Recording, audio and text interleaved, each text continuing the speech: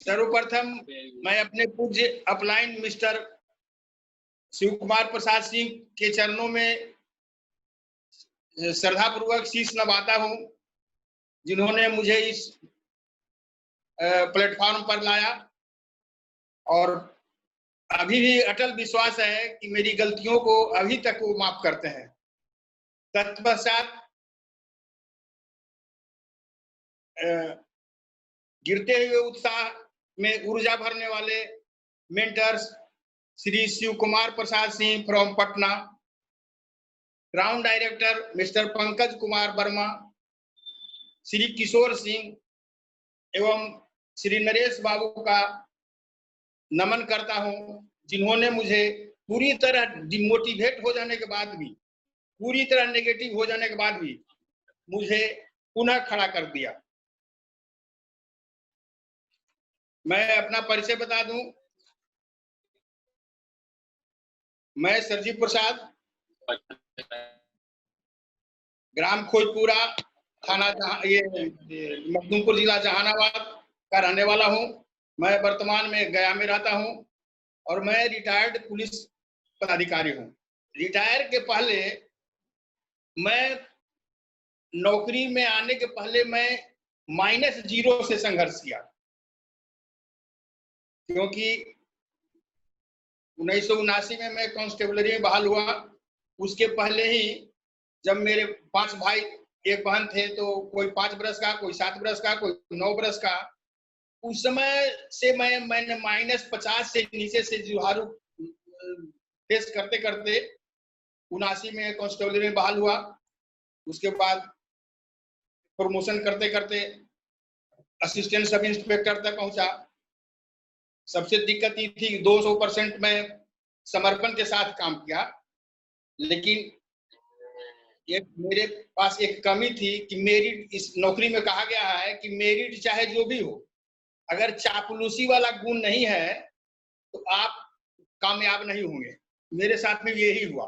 खैर कोई बात नहीं है, उससे मतलब नहीं है, लेकिन मैं सफलतापूर्वक 36 बरस 13 महीना 36 बरस 3 महीना 13 दिन नौकरी किया। अच्छी तरह से समूचे परिवार को एस्टेब्लिश कर दिया, वहां भी सफल हुआ। लेकिन रिटायरमेंट के बाद मुझे लगा कि मेरी बहुत सी आवश्यकताएं, मेरे बहुत से नीड्स, मेरे बहुत से ड्रीम छूट गए हैं, जिसको मैं पूरा करने के लिए रिटायरमेंट 2015 में किया, 60 वर्ष की अवधि में।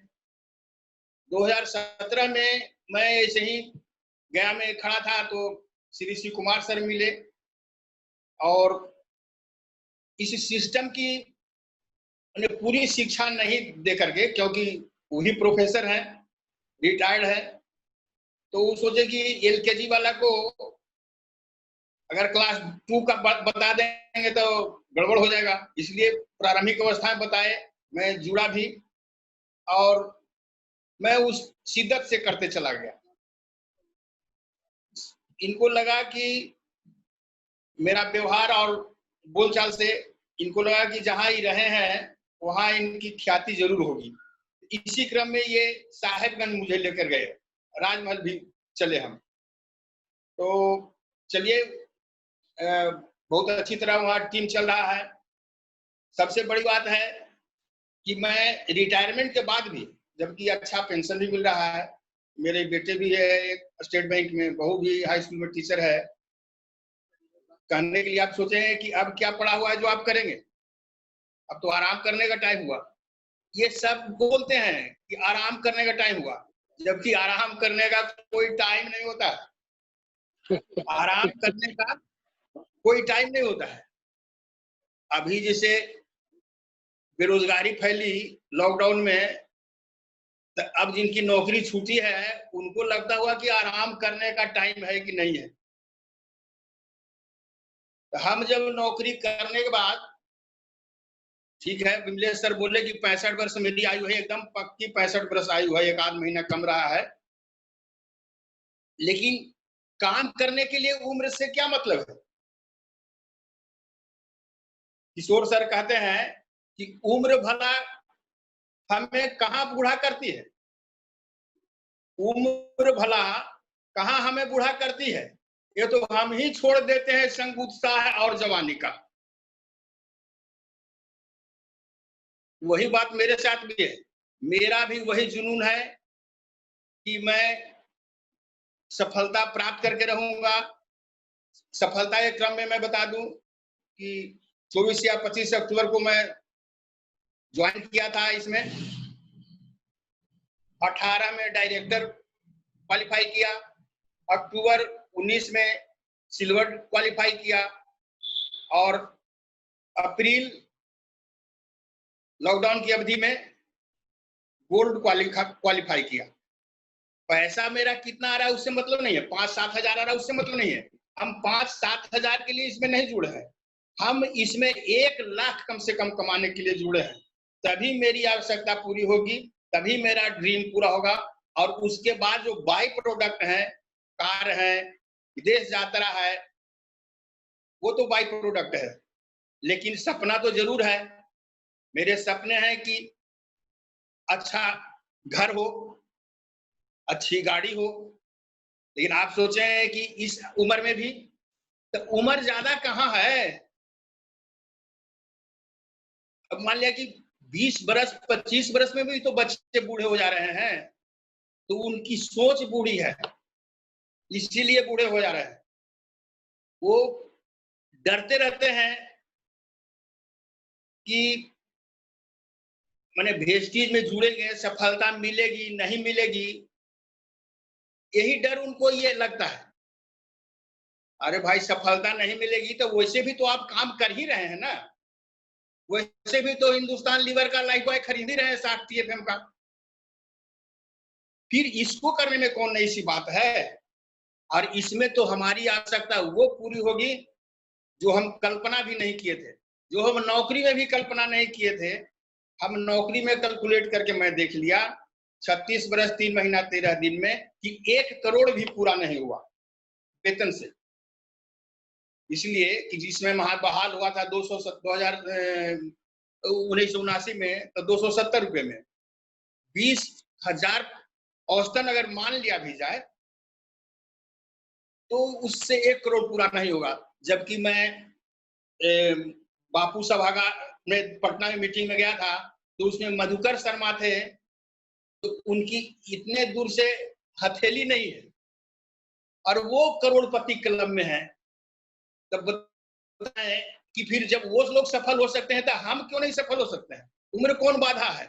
और सबसे बड़ी तो प्रेरणा की बात यह है कि जब मैं कर सकता हूं तो आजकल के आप लोग जो नवयुवक हैं, जो नौकरी की तलाश में भटक रहे हैं, जो MSc होकर के ग्रुप डी में भर रहे हैं, 6,000 में दिल्ली और सूरत जाते हैं, तो हम इसको करते हुए, हम मतलब रिटायरमेंट का आनंद लेते हुए इस उम्र में भी हमको 5-6 हजार अगर आता है और 5,000 में आप सूरत में जाते हैं, तब कौन अच्छा काम है। इस लेस पूंजी लगा करके, और वो पूंजी कहाँ लगाते हैं, पूंजी तो आप 26 रुपया लगाते हैं तो साबुन लेते हैं, 80 रुपया लगाते हैं तो चाय लेते हैं, 296 रुपया लगाते हैं तो 2 लीटर तेल लेते हैं। तो इतना सामान तो आप ले ही रहे थे, इतना सामान तो आप ले ही रहे थे। इसी तो नहीं है कि लॉकडाउन हो गया, वित्तीय स्थिति खराब हो गई तो नहीं ले रहे हैं, ले रहे हैं।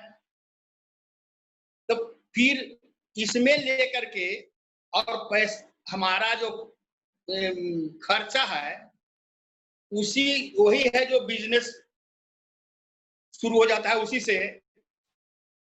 तो फिर इसको सॉरी, तो फिर इसको करके हम सफल क्यों नहीं हो सकते हैं।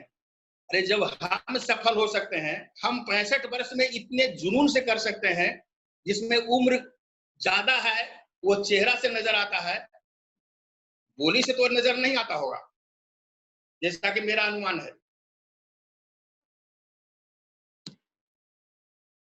देखिए हम बीमार हो जाएंगे, पर इम्यूनिटी बूस्टर के लिए 3.5 रुपए का स्पोरिजन नहीं खाएंगे। जबकि 5 गुने 5 25 रुपए का चाय दिन भर में पी जाएंगे, 15 रुपए के गांजा फूक देंगे, 50 रुपए का गुटखा खा जाएंगे, लेकिन उस पैसा से अपनी घर की आवश्यकता पूरा करके इस बिजनेस को नहीं कर पाएंगे। यही तो विडंबना है, यही तो विडंबना है। आप बोलेंगे कि इतना बड़ा मंजिल कैसे प्राप्त करेंगे? तो हमारा किशोर सर बोलते हैं कि मंजिल की क्या हैसियत जो हमें ना मिले, मंजिल की क्या हैसियत जो हमें ना मिले, हौसला हमारा जरूरी है उन तक पहुंच जाने का। अब उम्र के बारे में आप सोचते होंगे तो उम्र भला कहाँ हमें बूढ़ा करती है? उम्र हमें कहाँ बूढ़ा करती है? ये तो हम ही छोड़ देते हैं संग उत्साह और जवानी का। तो अभी भी तो जाग जाए, अभी भी तो। क्योंकि एक बात किशोर सर ये भी कहते हैं, माननीय मेंटर, कि कश्ती कहाँ मना करती है? कश्ती मतलब वो नाव वाला कश्ती जिसको पतवार भी कहते हैं। कश्ती कहाँ मना करती है तूफानों से टकराने में? कश्ती कहाँ मना करती है तूफानों से टकराने में? वो मांझी ही डर जाता है, वो मांझी ही डर जाता है अपने आप को आजमाने में। तो हम वही मांझी नहीं बने, हम वो मांझी नहीं बने। हमको तूफान से टकराने के लिए सीखना है। हम सफलता हासिल करेंगे, करेंगे, करेंगे जब अंगूठा छाप मुइन खा कर सकता है, सफल हो सकते हैं। जिसको अभी तक फॉर्म नहीं भरने आता है, दूसरे से भरवाते हैं, वो 6.5 लाख कमा सकते हैं महीना में। तो आप क्यों नहीं कर सकते हैं? मैं क्यों नहीं कर सकता हूं? जब हमसे ऊपर पंकज सर हैं, शिव कुमार सर हैं, किशोर सर हैं और बड़े बड़े सक्सेसफुल आदमी हैं, जब वो सफल कर सकते हैं तो उन्हीं के पद चिन्हों पर तो चलना है। हमको नया बल्ब थोड़े बनाना है। एडिशन जो बनाया गया उसी को जलाएंगे ना, कि फिर से हम नया बनाने लगेंगे तो फिर नहीं हो पाएगा। हमको तो केवल डुप्लीकेट करना है, हमको कॉपी करना है और पूरे उमंग से करना है, पूरी चाह से करना है, आधा मन से नहीं। जहां तक मैं कहूं, मेरी सफलता के आप जर्नी समझ ही रहे हैं और मैंने अभी तक मैं गोल्ड डायरेक्टर हूं। मेंटेन करूं तो आएगा, घबराने की बात नहीं है। लॉकडाउन है, प्रिकॉशन तो रखना है। मेरे साथ तो और बड़ी बात है कि 65% प्रिकॉशन रखना है, लेकिन हिम्मत से प्रिकॉशन नहीं रखना है। हम अभी तो माननीय गौतम बाली सर, जिनके लिए एक क्लैपिंग होना चाहिए, कुमार सर, तो जूम जैसा प्लेटफॉर्म उपलब्ध करा दिए। हमको वीआईपी मीटिंग के लिए पटना जाना पड़ता था, 150-250 रुपए का टिकट लेना पड़ता था। आज तो फ्री में ये उपलब्ध है। हमको भी नहीं आता था, मुझे भी नहीं आता था जूम मीटिंग। हम तो किसी तरह, एक आशुतोष सर है, उनसे फोन पर मैं बोकारो में पूछा कि कैसे कैसे देखें, उन्होंने बताया जैसे जैसे किया वैसे हो गया। कौन सी बड़ी बात है सीखने में? हम डाउनलाइन से भी सीखेंगे तो क्या दिक्कत है? जब हमारे एमडी सर गौतम बाली सर इस लॉकडाउन में कहे कि मैं नहीं आता था मुझको, मैं सीखा, तो फिर हमको सीखने में कहाँ दिक्कत है? एक बात और भी मैं कह दूं,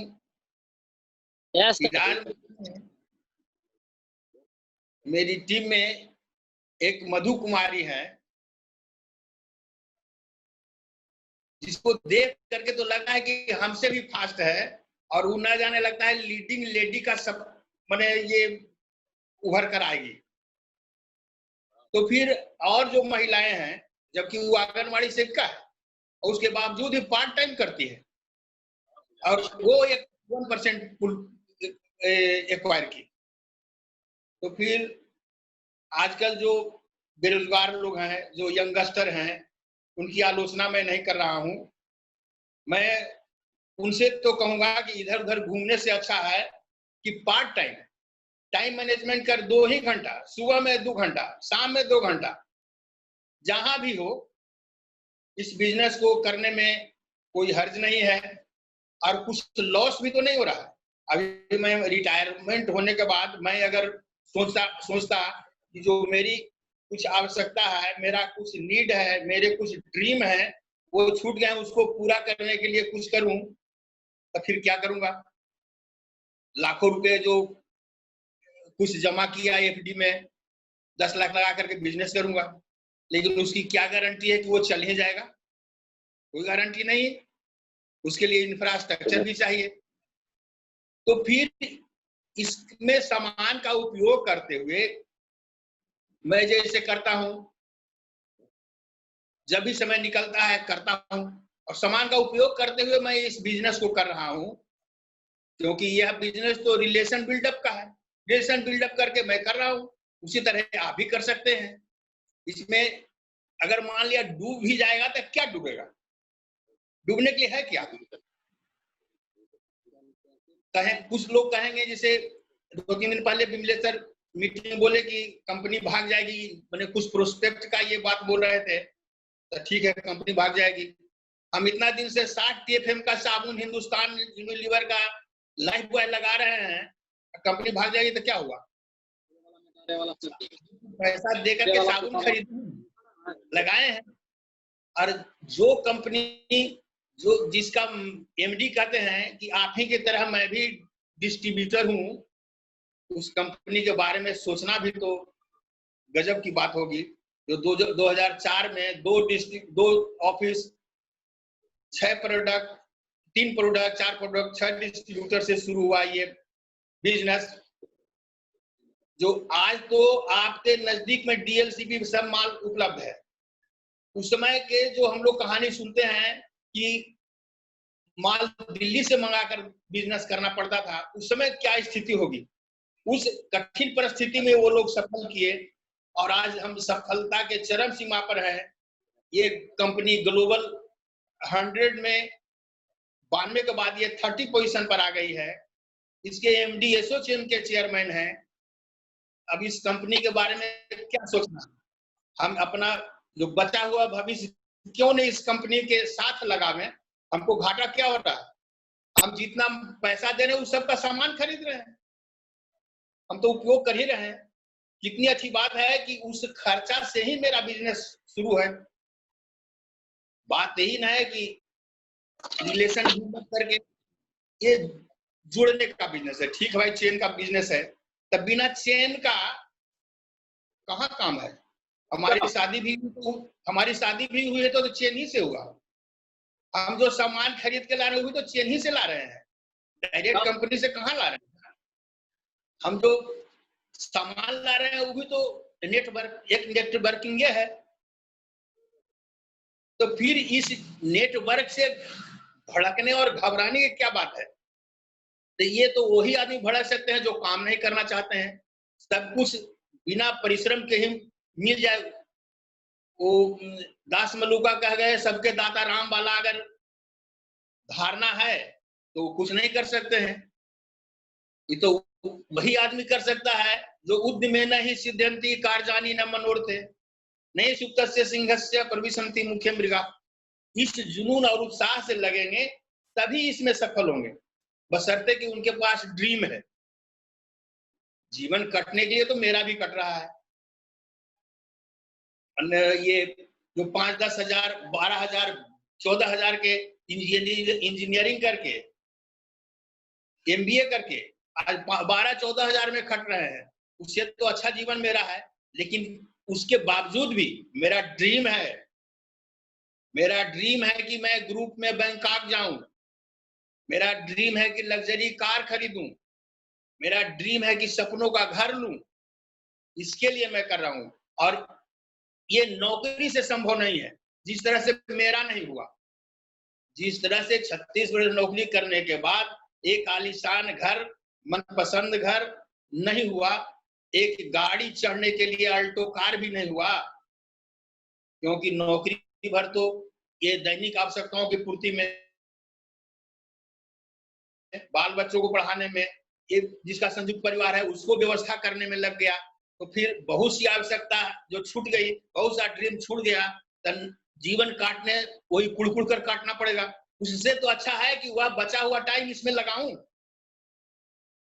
क्योंकि समय को मैं बर्बाद कर दूंगा तो समय हमको ही बर्बाद कर देगा। समय को मैं बर्बाद करूंगा तो समय मुझे ही बर्बाद कर देगा, इसमें कोई दो मत नहीं है, क्योंकि समय एक ही बार आता है। इस कहा गया है कि time and tide wait for no man. समय और जो ज्वार भाटा आदमी की प्रतीक्षा नहीं करता है, वो आया और गया, आप उससे फायदा उठाए तो ठीक है, नहीं तो गया। समय को बर्बाद करने वाला आदमी अकिंचन, रिक्त हस्त और निर्धन होता है।